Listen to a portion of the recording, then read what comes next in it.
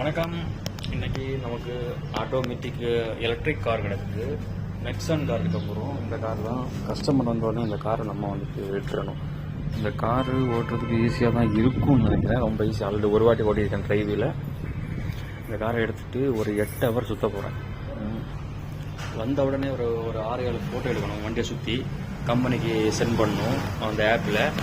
அதுக்கப்புறம் start trip வண்டி number போடணும். அப்படியே எடுத்துகிட்டு கீ கொடுத்த உடனே வண்டி எடுத்துகிட்டு நம்ம ஒரு 8 ஹவர் சுற்றிடலாம். 8 ஹவருக்கு எனக்கு ஒரு 700 ரூபா பேமெண்ட் இருக்குன்னு நினைக்கிறேன். 700 ரூபா தான் இருக்கும் 8 ஹவருக்கு.